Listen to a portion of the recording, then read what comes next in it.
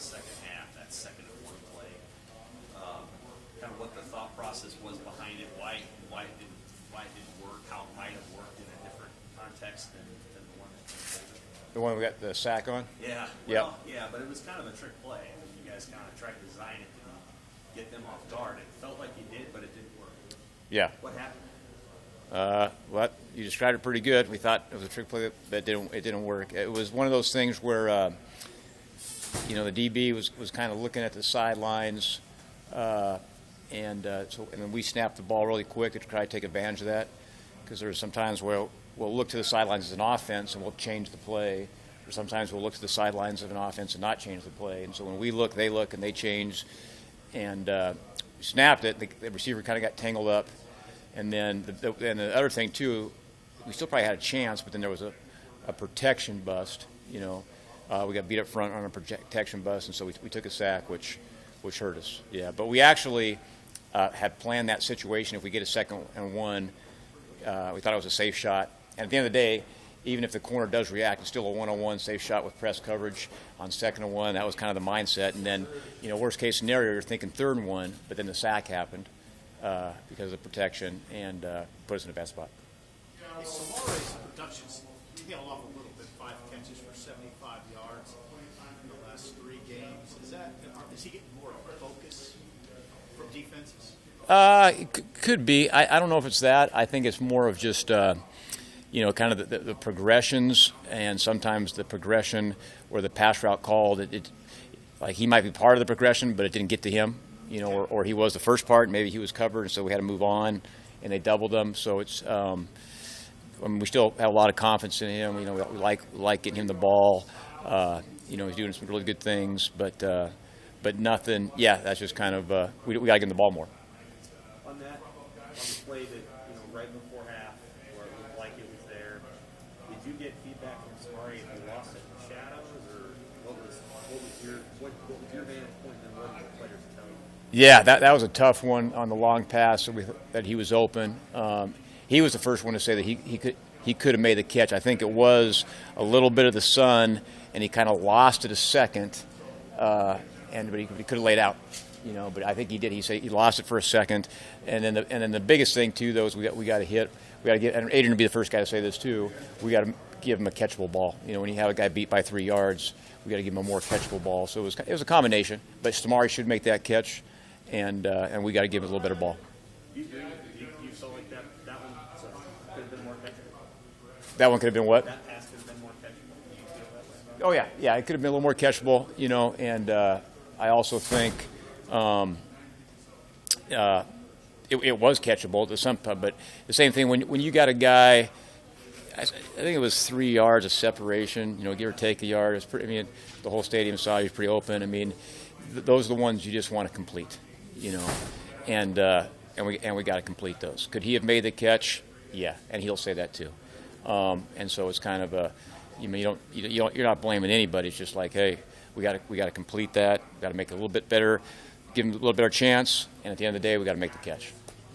Hey Matt, what have you seen from Logan Smothers and just his development since you got here and to now? And I guess throughout your whole career, what goes into the decision-making process of making a change at quarterback? Yeah. Well, first off, the question about Logan, I just see, just with maturity, I see a consistency and experience and confidence all coming together with him. Just because he's, it's year 2 in a program. He's got some vital game reps. So he just keeps improving. He keeps improving. We talk about changing the quarterback. We got a lot of confidence in Adrian Martinez, and it's an unfortunate thing, when you're losing the quarterback. It takes a lot of blame, and that's football, but it's really unfair because it's him, it's everybody. First we look at ourselves as coaches, okay, and then it's every position, and making sure that he has the guys around him doing the right things and putting him in the best position so he can be successful. He's made a lot of plays this year to help us move the football, and he's made some mistakes too, just like everybody else. But that's kind of I get it's the nature of the position, and he handles it like a champ. But Adrian Martinez is our quarterback, and and that's what we're going with. Besides Adrian's, vast experience advantage over the rest of the guys, what are some other areas maybe where there's still separation there between those QBs, between him and the Well, the experience is the obvious, but it's a huge thing.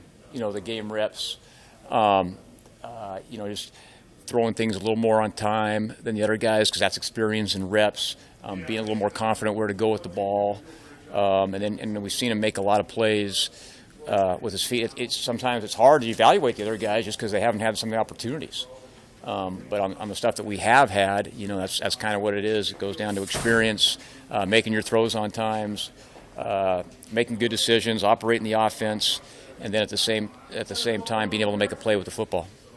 If you come out of the bye, thinking Omar and Xavier in particular, did they kind of arrive at that place going into this last game where they're close to being about what you want? Yeah, they're getting better and better. The biggest thing, with both those guys, this is really Omar's first year because we didn't have him last year.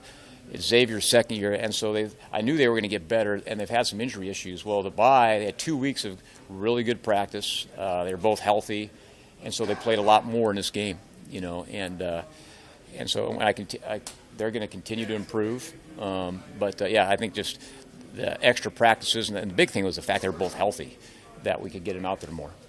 Hey, Ohio State will at times play press coverage and has done that a lot. They trust it. Sure. They seem to have pulled back a little bit from that in most recent games. What are you seeing on film about their coverage, and what maybe they changed since their defensive coordinator was promoted? Yeah, I think first of all, obviously they're very good. They got a lot of returners up front. They're very stout up front. They create a lot of negative plays. I know they're leading the country in actually scoring points. They scored 6 points on defense, or 6 touchdowns on defense alone. So they can create negative plays, and we got to be aware of that. As far as their coverages, there hasn't been like a full-sale change or anything different. Maybe a little less man, but they still have the ability to play man, and they do a good job of it. They mix probably a little more mixing of zone coverages and variations off that. But other than that, I think schematically, they're not a ton different than they were when they switched. They're playing together. They're playing. They're playing with an edge. So obviously it's going to be a big challenge, and they're really good. They're well coached and they're really good, and it's going to be a big challenge for us. Thanks, guys.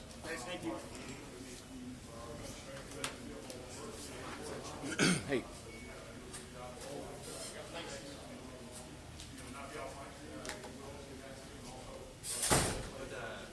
You watched their young QB